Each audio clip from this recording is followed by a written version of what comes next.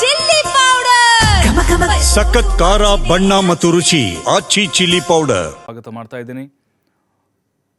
ಗುರು ಹಿರೇಮಠ್ ಇದ್ದಾರೆ, ಹಾಗೆ ಯಲ್ಲಪ್ಪ ಇದ್ದಾರೆ, ಜೊತೆಗೆ ಶ್ರೀಧರ್ ಇದ್ದಾರೆ. ತಮಗೆಲ್ಲರಿಗೂ ಲೈವ್ ಕರ್ನಾಟಕಕ್ಕೆ ಸ್ವಾಗತ. ಆರಂಭದಲ್ಲಿ ಹೋಗ್ತಾ ಇದ್ದೀವಿ ಮತ್ತೊಂದು ಬ್ಯಾನರ್ ಗಲಾಟೆ ಕಡೆಗೆ. ಬಳ್ಳಾರಿ ಆಯಿತು, ಈಗ ಚಿಕ್ಕಬಳ್ಳಾಪುರದಲ್ಲಿ ಬ್ಯಾನರ್ನ ಕಿಚ್ಚು ಹೊತ್ಕೊಂಡಿದೆ. ಪೌರಾಯುಕ್ತಗೆ ಕೈ ಮುಖಂಡ ಜೀವ ಬೆದರಿಕೆ ಹಾಕಿದ್ದಾನೆ ಅನ್ನುವಂಥ ಆರೋಪ ಇದು. ಅದೇನ್ರಿ ಭಾಷೆ ಅವನದ್ದು? ಮಹಿಳಾ ಅಧಿಕಾರಿಗೆ ಹಿಂಗ ಬೈಯೋದು? ಬೆಂಕಿ ಹಚ್ತೀನಿ, ದಂಗೆ ಮಾಡಿಸ್ತೀನಿ, ಚಪ್ಪಲಿ ಹೊಡಿತೀನಿ, ಬೆದರಿಕೆ ಹಾಕಿದ್ದಾನೆ. ರಾಜೀವ್ ಗೌಡ ಅನ್ನುವಂಥ ಕಾಂಗ್ರೆಸ್ನ ಮುಖಂಡ, ಈತನೇ ನೋಡಿ ಆರೋಪಿ.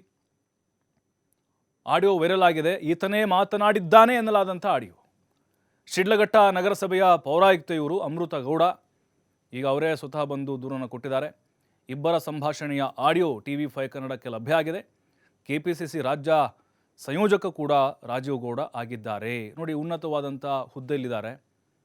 ಆದರೆ ಬ್ಯಾನರು ತೆರವು ಮಾಡಿದರು ಅನ್ನುವಂಥ ಕಾರಣಕ್ಕೋಸ್ಕರ ಅಧಿಕಾರಿ ಇವರು, ಅವ್ರ ವ್ಯಾಪ್ತಿಗೆ ಬರುತ್ತೆ, ಅವ್ರ ಕೈಯಲ್ಲಿದೆ. ಕಾನೂನನ್ನು ಮೀರಿದರೆ ನೀವಲ್ಲ, ಬೇರೆದವರು ಬಂದರೂ ಅವ್ರಿಗೆ ಹಕ್ಕಿದೆ. ಅದು ಸಂವಿಧಾನಾತ್ಮಕವಾಗಿ. ನಿಮ್ಗೆ ಯಾರೇ ಅಧಿಕಾರ ಕೊಟ್ಟರು ಬೆದರಿಕೆ ಹಾಕಲಿಕ್ಕೆ? ಏನು ಪಾಳೆಗಾರಿಕೆ ಮಾಡ್ತಾ ಇದ್ದೀರೇನ್ರಿ ರಾಜೀವ್ ಗೌಡ್ರೆ? ಮಹಿಳಾ ಅಧಿಕಾರಿ ಕತೆ ಹಿಂಗಾದ್ರೆ ಜನಸಾಮಾನ್ಯರ ಕತೆ ಏನ್ರಿ? ಅಲ್ಲಿ ಶಿಡ್ಲಘಟ್ಟದಲ್ಲಿ ಬ್ಯಾನರ್ ತೆರವು ಮಾಡಿದ್ರು ಅನ್ನುವಂಥ ಕಾರಣಕ್ಕೆ ಅವ್ರ ಕೆಲಸ ಅವ್ರು ಮಾಡಿದ್ದಾರೆ. ಮೋಸ್ಟ್ಲಿ ಬಳ್ಳಾರಿ ಗಲಾಟೆ ಐತಲ್ಲ, ಹಂಗೆ ಮಾಡ್ಬೇಕಂತ ಏನಾದರೂ ಪ್ಲಾನ್ ಮಾಡ್ಕೊಂಡಿದ್ರು. ಅಲ್ಲೂ ರಾಜಕೀಯ ಕೆಸರರ್ ಚಾಟ ಆಗಲಿ ಅಂತೇಳಿ ಇದನ್ನು ರಾಜಕೀಯ ಬಣ್ಣ ಕಟ್ಟಬೇಕಂತ ಪ್ಲಾನ್ ಮಾಡಿದ್ರಾ? ನೋಡಿ, ಕಣ್ಣೀರು ಹಾಕ್ಕೊಂಡು ಬಂದ್ರು ಅವರು. ಅಮೃತ ಗೌಡ ಬಹಳ ನೊಂದು ಬಿಟ್ಟಿದ್ದಾರೆ, ಅತ್ತಿದ್ದಾರೆ. ಬಾಯಿಗೆ ಬಂದಂಗೆ ಬೈದ್ರೆ ತಡ್ಕೊಳಕ್ಕಾಗತ್ತೇನ್ರಿ? ಬ್ಯಾನರ್ ಹಾಕಬೇಕು ಅಂತ ಹೇಳಿದ್ರೆ ಪಾಲಿಕೆಯವರ ಅನುಮತಿ ಕಡ್ಡಾಯ, ಬೇಕೇ ಬೇಕು. ಇಷ್ಟು ವ್ಯಾಪ್ತಿಲಿ ಹಾಕಬೇಕು, ಇಷ್ಟೇ ಹಾಕಬೇಕು, ಮತ್ತೆ ಅದಕ್ಕೆ ದುಡ್ಡು ಕೂಡ ಕಟ್ಟಬೇಕಾಗತ್ತೆ. ಬಟ್ ಅದೆಲ್ಲವೂ ಕೂಡ ನಿಯಮಗಳನ್ನು ಗಾಳಿಗೆ ತೂರಿದ್ದಾರೆ ಅನ್ನೋ ಆರೋಪ ಇದೆ. ಬೆಂಕಿ ಹಚ್ಬಿಡ್ತೀನಿ, ನಾನು 100 ಜನ ಕರ್ಕೊಂಬಂದು ಪಾಲಿಕೆ ಮುಂದೆ ದಂಗೆ ಎಬ್ಬಿಸ್ತೀನಿ.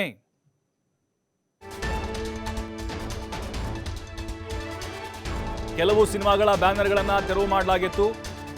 ಆ ಬ್ಯಾನರ್ಗಳಲ್ಲಿ ಕೈ ಮುಖಂಡ ರಾಜೀವ್ ಗೌಡ ಕೂಡ ಇದ್ರು. ಬ್ಯಾನರ್ಗಳಿಂದ ಸಾರ್ವಜನಿಕರಿಗೆ ತುಂಬಾ ತೊಂದರೆ ಆಗ್ತಾ ಇತ್ತು. ಸಾರ್ವಜನಿಕರ ಪರವಾಗಿ ಕೆಲಸ ಮಾಡಿದ್ದಾರೆ ಅವರು.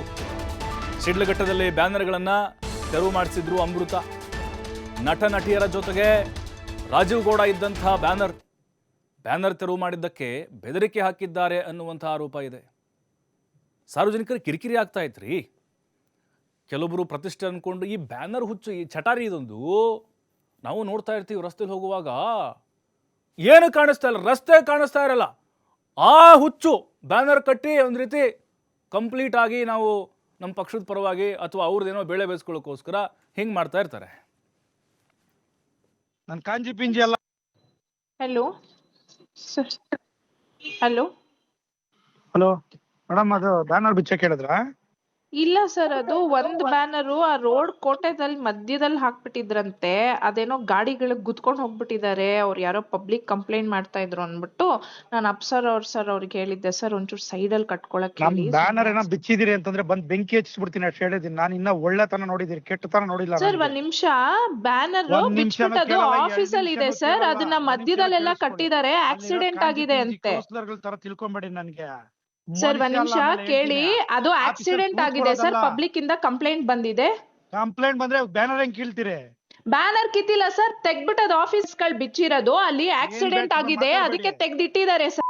ಅಲ್ಲಿ ಅದನ್ನ ತಿಳ್ಕೊಂಡ್ರೆ ಮನುಷ್ಯ ನಾನು ಹೇಳಿರ್ತೀನಿ. ಈಗ ಎಲ್ಲಾ ಕರ್ಕೊಂಡ್ ನಾಳೆ ಬಿಟ್ಟು ಓಡ್ಬಿಡ್ಬೇಕು ತಾಲೂಕಾ ಕೆಲಸ ಸರ್. ನೋಡಿ, ಅಷ್ಟು ಪರ್ಮಿಷನ್ ಅಪ್ಲೈ ಮಾಡಿ ಏನು ಮಾಡಿಲ್ಲ. ಬ್ಯಾನರ್ ಕಟ್ಬಿಟ್ಟು ಹೋಗಿದ್ದಾರೆ.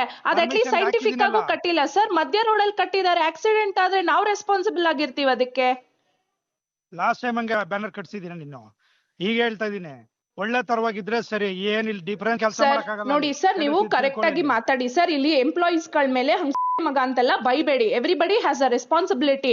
ನೀವು ಅಲ್ಲಿ ಅವ್ರಿಗೆ ಫಸ್ಟ್ ಆಫ್ ಆಲ್ ಅವ್ರ ಪರ್ಮಿಷನ್ ಕೊಟ್ಟೆ, ತಗೊಂಡೇ ಇಲ್ಲ ಅವರು. ಕಟ್ಟಿದಾರಲ್ಲ, ಪರ್ಮಿಷನ್ ಕೊಟ್ಟಿದಾರಲ್ಲ. ಯಾರು ಕೊಟ್ಟಿದ್ದಾರೆ ಸರ್? ಅಪ್ಲಿಕೇಶನ್ ಲೆಟರ್ ಕೊಟ್ಟಿಲ್ಲ, ಮಧ್ಯದಲ್ಲಿ ಕಟ್ಟಿದ್ದಾರೆ. ಆಕ್ಸಿಡೆಂಟ್ ಆಗಿದೆ, ವಿ ಆರ್ ರೆಸ್ಪಾನ್ಸಿಬಲ್. ಏನಾದ್ರು ಆಯ್ತು ಅಂದ್ರೆ ನಮ್ಮವ್ರು ಜೈಲ್ಗೆ ಹೋಗ್ತಾರೆ ಸ್ಟಾಫ್ಸ್ ಗಳು. ಬಸ್ ಇರೋದ್ ರೆಸ್ಪಾನ್ಸಿಬಿಲಿಟಿ ತಗೊಳ್ಳಿ. ಅಲ್ಲಿ ಬೆಳಿಗ್ಗೆ ಬಂದ್ ಎಲ್ಲಾ ಕೌನ್ಸಿಲ್ ಎಬ್ಬರ್ಸ್ತೀನಿ ಜನನಲ್ಲಿ ಬಂದು ಸರ್ ಯಾಕೆ ಹೆಂಗ್ ಮಾಡ್ತಾರೆ? ಅಟ್ಲೀಸ್ಟ್ ಕಟ್ಬೇಕಾದ್ರೆ ಕೇಳ್ಬೇಕಲ್ವಾ? ಸರ್ಕಲ್ ಮಿಡಲ್ ಅಲ್ಲಿ ಕಟ್ಟಿದ್ರೆ ಯಾರ್ ರೆಸ್ಪಾನ್ಸಿಬಿಲಿಟಿ ತಗೋತಾರೆ ಅದನ್ನ? ರೆಸ್ಪಾನ್ಸಿಬಿಲಿಟಿ ಇದೆಯಾ ನಿಮ್ಗೆ? ಎಲ್ಲಾ 31 ವಾರ್ಡ್ ಏನೇನ್ ಸಮಸ್ಯೆಗಳಿದೆ ಬೆಳಿಗ್ಗೆ ಎಲ್ಲಾ ವಾರ್ಡಿಂದ ಎಬ್ಬರ್ಸ್ತೀನಿ, ದಂಗೆನ ತೋರಿಸ್ತೀನಿ ಏನು ಅಂತ ಮನುಷ್ಯ. ಆಮೇಲೆ ಬೆಳಿಗ್ಗೆ 31 ವಾರ್ಡಿಂದ ಕರ್ಸ್ತೀನಿ. ರೆಸ್ಪಾನ್ಸಿಬಿಲಿಟಿ ಸರ್ ಅವ್ರಿಗೆ ಹೇಳಿಲ್ವಾ?